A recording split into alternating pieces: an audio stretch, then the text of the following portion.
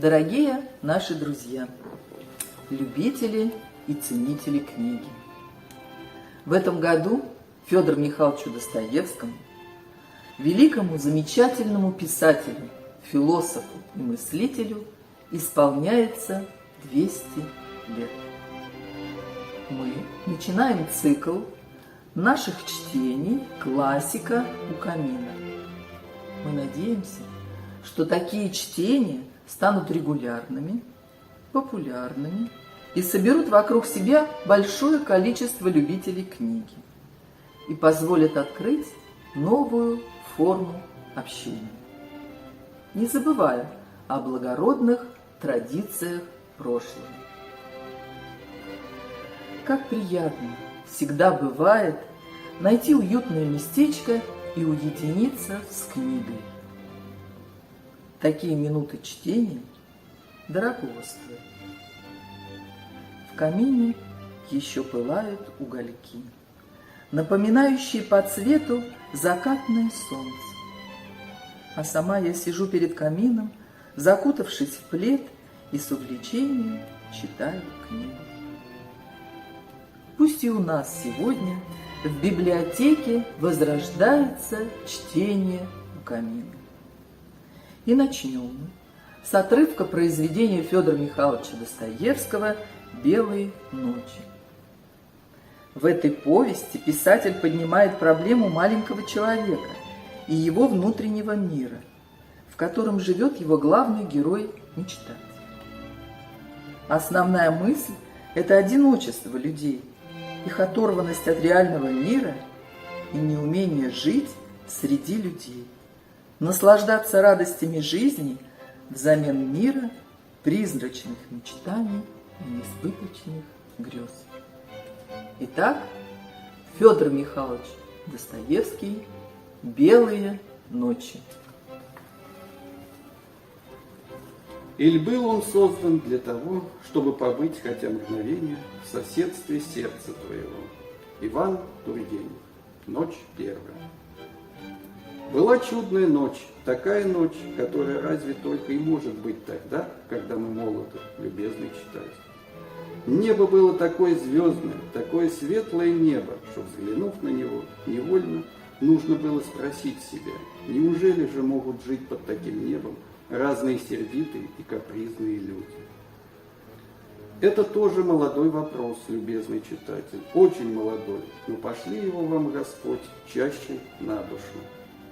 Говоря о капризных и разных сердитых господах, я не мог не припомнить и своего благонравного поведения во весь этот день. С самого утра меня стала мучить какая-то удивительная тоска. Мне вдруг показалось, что меня, одинокого, все покидают и что все от меня отступаются. Это, конечно, всякий вправе спросить, кто же эти все? Потому что вот уже 8 лет, как я живу в Петербурге, и почти ни одного знакомства не умел завести. Но к чему мне знакомство? Мне без того знаком весь Петербург.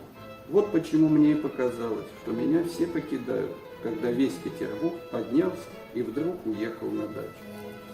Мне страшно стало оставаться одному, и целых 3 дня я бродил по городу в глубокой тоске, решительно не понимая, что со мной делается.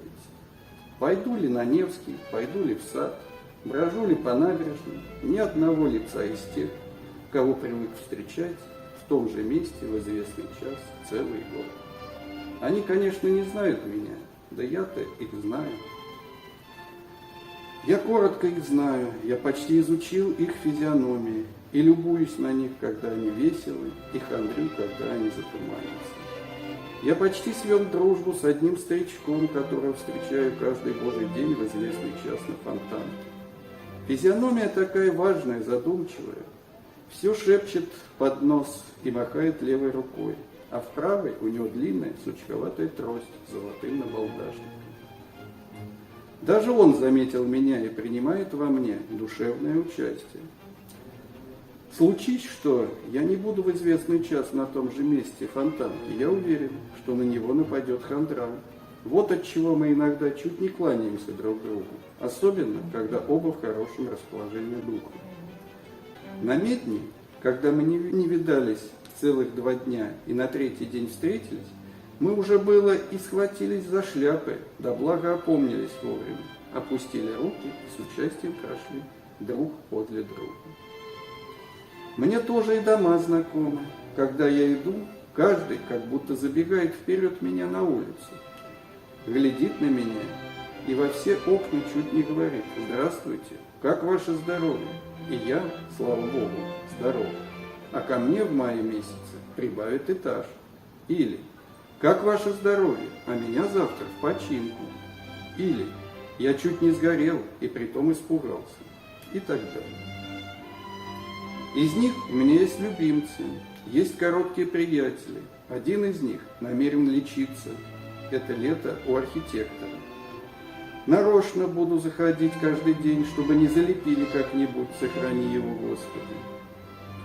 Но никогда не забуду истории с одним прихорошеньким светло-розовым домиком. Это был такой миленький каменный домик. Так приветливо смотрел на меня, что горделиво смотрел на своих неуклюжих соседей, что мое сердце радовалось, когда мне случалось проходить мимо. Вдруг на прошлой неделе я прохожу по улице и, как посмотрел на приятеля, слышу жалобный крик, а меня красят в желтую краску. Злодеи, варвары, они не пощадили ничего, ни колонн, ни карнизов, и мой приятель пожелтел, как канарейка. У меня чуть не разлилась желчь по этому случаю, я еще до сих пор не в силах был повидаться с изуродованным моим бедняком, которого раскрасили под цвет Поднебесной империи.